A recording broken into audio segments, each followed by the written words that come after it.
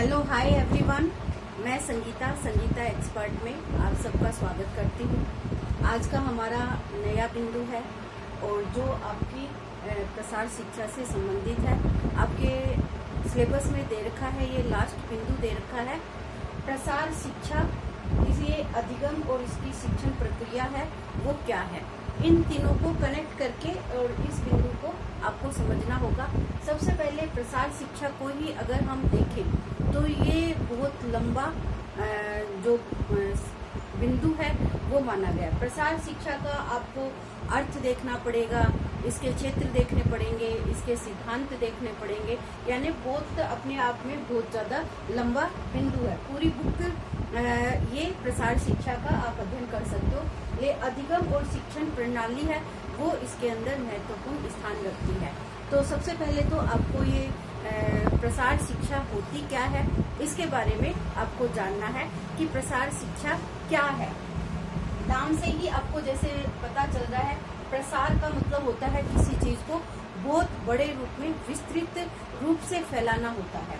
तो इसको अंग्रेजी में क्या कहते हैं, एक्सटेंशन एजुकेशन कहते हैं। प्रसार शिक्षा को अंग्रेजी में एक्सटेंशन एजुकेशन कहा जाता है। इस एक्सटेंशन के दो शब्द हैं जो कि लेटिन भाषा के जो एक्सटेंशन है, ये लेटिन भाषा के टेंसियो शब्द से इसकी उत्पत्ति हुई है। इसको हमने अगर इनको काटा जाए तो एक्स प्लस टेंसियो दो शब्द से टेंसियो यहाँ तक आता है, खाली एन नहीं आता है इसमें। एक्स प्लस टेंसियो दो शब्दों से इसकी उत्पत्ति हुई है, लेटिन भाषा का ये शब्द है। तो प्रश्न आपके यही बनते हैं कि जो एक्सटेंशन एजुकेशन है, ये प्रसार शिक्षा जो शब्द है, ये कौन सी भाषा का शब्द माना गया है। तो ये लेटिन भाषा का शब्द है और जो कौन से शब्द, एक्स प्लस टेंसियो दो शब्दों से इसकी उत्पत्ति हुई है। एक्स का मतलब है किसी को आउट करना और टेंसियो का मतलब होता है स्प्रेड करना, यानी विस्तार करना, फैलाना, किसी भी चीज को फैलाना। तो यहाँ पर प्रसार शिक्षा का मतलब क्या है कि किसी भी क्षेत्र के अंतर्गत कोई बहुत बड़े चीज को फैलाना। प्रसार शिक्षा का अध्ययन है वो खासकर गांवों के लिए अध्ययन की शिक्षा कहलाती है। गांवों का विकास करना, गांव के लोगों का विकास करने से संबंधित ये शिक्षा है।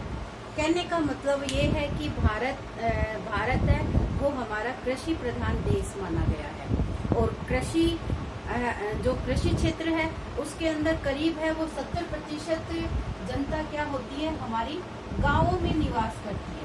और अब आज के इस समय के अंदर देखा जाए तो जो लोग हैं वो अपने रोजगार के क्षेत्र के लिए गांव से बाहर जाने लगे हैं। तो ये प्रसार शिक्षा उसी बाहर जाने वाले लोगों को रोकने के लिए ये प्रसार शिक्षा कार्यक्रम है, वो गांवों के विस्तार के लिए चालू की जाने वाली शिक्षा कहलाती है। तो प्रसार शिक्षा का मतलब क्या है कि ये गांवों में इस तरीके से लोगों को शिक्षित करने का प्रयास किया जाए ताकि जो लोग हैं गांव छोड़कर जा रहे हैं, शिक्षा के चक्कर में जा रहे हैं, तो गांव के अंदर ही वो प्रसार और प्रचार करें, जिसके माध्यम से गांव के लोग हैं वो शहरों की तरह भागदौड़ ना करें। तो इसी का नाम क्या है, ये प्रसार शिक्षा बताया गया है। प्रसार शिक्षा का जो उद्गम है ये आपको ध्यान रखना है, ये भी प्रश्न बन सकता है कि प्रसार शिक्षा का उद्गम कहाँ से हुआ है। तो ब्रिटेन से हुआ है, ब्रिटेन के विश्वविद्यालय, और विश्वविद्यालय कौन सा था, कैम्ब्रिज विश्वविद्यालय से सन 1873। ये प्रश्न आपका पूछा भी जा चुका है कि प्रसार शिक्षा का उद्भव है वो कब हुआ था, तो 1873 को हुआ था और कैम्ब्रिज विश्वविद्यालय से इसकी उत्पत्ति या उद्गम स्थान है वो माना गया है। तो सबसे पहले प्रसार शिक्षा का जो शब्द का प्रयोग है वो कैम्ब्रिज विश्वविद्यालय के अंतर्गत 1873 में माना गया था। और एक आपको ये पूरा याद रखना है कि एक्सटेंशन एजुकेशन है, ये लैटिन भाषा का शब्द है और दो शब्दों से मिलके बना है, एक्स प्लस टेंसियो। एक्स का मतलब है आउट करना और टेंसियो का मतलब है स्प्रेड करना, विस्तार करना और फैलाना। ये आपको पूरा ध्यान रखना है। अब प्रसार शिक्षा के चरण आपके इम्पोर्टेंट स्थान रखते हैं, तो मैं आपको प्रसार शिक्षा के कुछ चरण बता रही हूँ जिसके माध्यम से प्रसार कार्य है वो आसान हो जाता है। प्रसार कार्य को किस तरीके से फैलाना चाहिए, किस तरीके से वो सफल हो सकता है प्रसार कार्य, तो उसके ये चरण बताए गए हैं। इन चरणों को आपको क्या करना है, लाइन से याद रखना है। 8 इसके चरण है और 8 चरणों को लाइन से याद करना है। और 8 के नाम है आपको अंग्रेजी और हिंदी दोनों शब्द आपको आने भी जरूरी है, क्योंकि इनका प्रश्न है वो इन अंग्रेजी शब्दों के साथ ही जुड़ा हुआ है। प्रश्न जो बना के दिया जाता है इनमें ये प्रश्न इन अंग्रेजी शब्दों के नाम से पूछा जाता है। और इसका एक शॉर्ट नेम भी है जिसको हम एड कास्ट के नाम से लिख सकते हैं,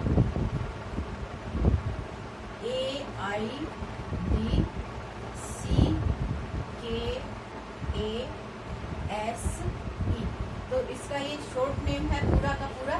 तो इनको इसी शॉर्ट नेम के अकॉर्डिंग आपको याद रखना है। कई बार प्रश्न इसमें पूछा जाता है कि इसके अंदर C का अर्थ क्या है, K का अर्थ क्या है, A का अर्थ क्या है या D का अर्थ क्या है। तो ये आपको प्रसार शिक्षा के चरण है, इनको आपको क्लियर करने हैं। सबसे पहले आता है, पहला जो बिंदु आता है ध्यानाकर्षण आता है, जिसको अंग्रेजी में क्या कहते हैं, अटेंशन कहते हैं। अब आप पढ़ने वाले बच्चे हो, जब तक आप किसी चीज की तरफ ध्यान आकर्षित अपना नहीं रखोगे तब तक आप किसी भी चीज को ग्रहण नहीं कर सकते हो। तो किसी भी क्षेत्र के अंतर्गत हमें अगर शिक्षित करना है किसी को, तो उनका ध्यान आकर्षण है वो सबसे महत्वपूर्ण बिंदु रहता है। तो किसी भी चीज की ओर जब तक हमारा ध्यान आकर्षित नहीं होगा, चाहे आप सिंपल सा उदाहरण लो, खाना बनाते समय अगर आपका ध्यान आकर्षित नहीं है उस चीज की तरफ, तो आपका खाना क्या होगा, जल जाएगा, खराब हो जाएगा। या उसका चाय बना रहे हो तो वो बिखर जाएगी, दूध उबाल रहे हो तो वो बिखर जाएगी, क्योंकि हमारा ध्यान उस ओर आकर्षित नहीं था। तो यानी सिंपल सी चीज है, अगर किसी चीज को आपको अच्छे से संपन्न करना है तो उसका ध्यान अपनी ओर आकर्षित करना होगा। तो प्रसार शिक्षा के लिए ये जरूरी है कि जिसको हम कोई प्रसार शिक्षा दे रहे हैं तो उस प्रसार शिक्षा के लिए उसका ध्यान है अपनी ओर आकर्षित करना जरूरी होता है। जब हम दूसरे की तरफ आकर्षित होंगे तभी कुछ ग्रहण कर पाएंगे। तो पहला हमारा बिंदु पूरा होता है ध्यान आकर्षण। दूसरा है अभिरुचि। अभिरुचि यानी रुचि पैदा करना, इंटरेस्ट पैदा करना। क्या कहेंगे इसको, इंटरेस्ट कहेंगे। यानी जब तक हम व्यक्ति का ध्यान आकर्षित कर लिया है लेकिन उसकी रुचि उस कार्य के अंदर सीखने या करने में नहीं लग रही है, तब तक हमारा प्रशिक्षण है वो अधूरा रह जाएगा। इसीलिए ध्यान आकर्षण के साथ साथ ये जरूरी है कि उस व्यक्ति की रुचि भी उस कार्य के अंदर होनी चाहिए, क्योंकि बिना रुचि के हम किसी भी कार्य को आसानी से संपन्न नहीं कर सकते हैं। इसीलिए इंटरेस्ट के साथ साथ हमारी रुचि का होना भी जरूरी माना गया है। दूसरी है आकांक्षा। आकांक्षा का मतलब इच्छा होता है। आकांक्षा यानी डिजायर। डिजायर यानी हमारी इच्छा क्या है, उस कार्य के प्रति हमारी इच्छा कितनी जागृत हुई है, कितना हम उसके अंदर अपना ध्यान आकर्षित कर पाए हैं, कितना हम उसमें इंटरेस्ट पैदा कर पाए हैं। तो ये सारी बातें क्या करती है, उस प्रसार कार्य को प्रसारित करने में हमारी महत्वपूर्ण भूमिका रखती है। तो ये हो गया हमारा अटेंशन हो गया, इंटरेस्ट पैदा करना हो गया, उसके प्रति हमारी डिजायर होनी चाहिए और साथ साथ हमारा विश्वास भी होना चाहिए कि जो हम ये प्रसार शिक्षा का कार्य सीख रहे हैं या कर रहे हैं, प्रसारित कर रहे हैं, उसमें लोगों का विश्वास होना चाहिए, कन्विक्शन होना चाहिए। जब तक हमारा विश्वास उस कार्य के अंतर्गत नहीं होगा तब तक हम उस कार्य को आसानी से पूरा नहीं कर पाएंगे। जानकारी होना, नॉलेज होना। जानकारी का मतलब नॉलेज होना। जब आप किसी भी कार्य का प्रसार करने गांव में जाते हो तो सबसे पहले आपको उस कार्य की पूरी जानकारी आपके पास होनी चाहिए, पूरा नॉलेज आपके पास होना चाहिए, तभी आप उसका प्रॉपर रूप से अध्ययन है वो दूसरे लोगों को करा सकते हो, दूसरे लोगों को उसके बारे में जानकारी दे सकते हो। तो सबसे पहले आपके पास क्या होनी चाहिए, उस जिस कार्य का आप प्रसार कर रहे हो उस कार्य की पूरी जानकारी आपके पास होनी चाहिए, ताकि दूसरे लोगों को आप अपनी ओर आकर्षित कर सकते हो, उनका ध्यान आकर्षित कर सकते हो, उनमें रुचि पैदा कर सकते हो और उनकी इच्छा को आप अपने कार्य के अंतर्गत लगा सकते हो। इसके साथ साथ उसका क्रिया करना, क्रिया यानी एक्शन। आप जब खाली ऊपरी ज्ञान देते हो, जब तक किसी कार्य को करके नहीं दिखाया जाता है दूसरों के सामने, तब तक आपका प्रसार कार्य क्या होगा, असफल रह जाता है।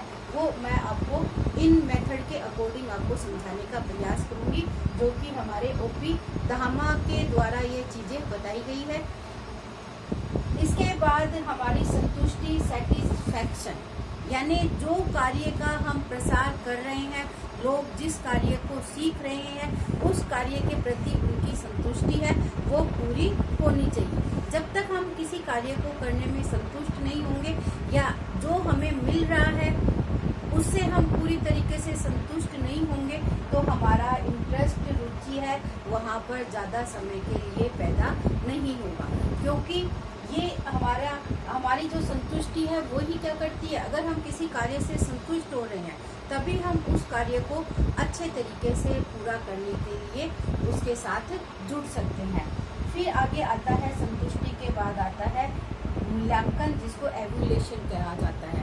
ये आप प्रबंध प्रक्रिया के अंदर भी मूल्यांकन पढ़ोगे, यानी किसी भी कार्य को आप पढ़ो, कार्य का जो लास्ट बिंदु आ जाएगा वो क्या आ जाएगा, मूल्यांकन आ जाएगा। तो मूल्यांकन क्या है, पूरा जो कार्य आपने योजना तैयार की है उस योजना का जो अंतिम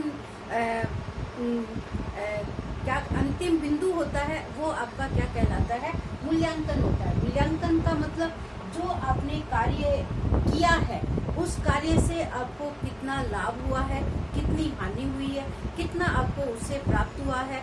तो ये सारी बातें क्या होती है, हमें मूल्यांकन के माध्यम से पता चलती है। लास्ट में जैसे एग्जाम होने, आपने पढ़ा है, इतना सिलेबस आपने कवर किया है, एग्जाम होता है, एग्जाम के अंदर आपका सिलेक्शन होता है, तो वो सिलेक्शन आपका क्या कहलाता है, मूल्यांकन कहलाता है। क्योंकि आपने जो पढ़ा उसी से ही आपका मूल्यांकन किया जाता है। अगर नंबर नहीं आता तो आपका मूल्यांकन क्या होगा, नेगेटिव होगा, क्योंकि आपने उसके अकॉर्डिंग आपने तैयारी नहीं की है। तो ये मूल्यांकन लास्ट में होना जरूरी होता है। तो ये हमारी प्रसार शिक्षा पद्धति के चरण माने जाते हैं, जो 8 चरण है और इन 8 चरणों को लाइन से याद करना जरूरी होता है। एक के बाद एक चरण है वो आपको यहाँ पे दिखाई देते हैं, और ये प्रसार शिक्षा के क्या है, रीढ़ की हड्डी माने जाते हैं। प्रसार शिक्षा इनके बिना है प्रॉपर रूप से आगे लागू नहीं होती है। इसके बाद ये ओपी धामा के द्वारा कुछ बिंदु बताए गए हैं। कल मैंने आपको श्रव्य दृश्य और श्रव्य दृश्य साधनों की चर्चा दी थी। इनका मतलब ये होता है, और जो हम पढ़ रहे हैं उन सब का मतलब ये होता है कि जो हम खाली पढ़कर अपनी रीडिंग के माध्यम से लगाते हैं तो उससे हमें क्या होता है, 10% ही लाभ मिलता है।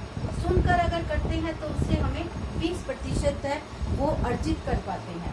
देखकर, यानी किसी चीज को आपने देखा, स्पर्श किया, तो उससे आप 30% है उसको आप हासिल कर पाते हो। और देखकर और सुनकर दोनों आप करते हो तो उससे आपको 50% है बेनिफिट होता है। परस्पर वार्तालाप, एक दूसरे से आप वार्तालाप कर के कोई चीज को पढ़ते हो, सुनते हो, तो उससे आपको 70% है गेन होता है।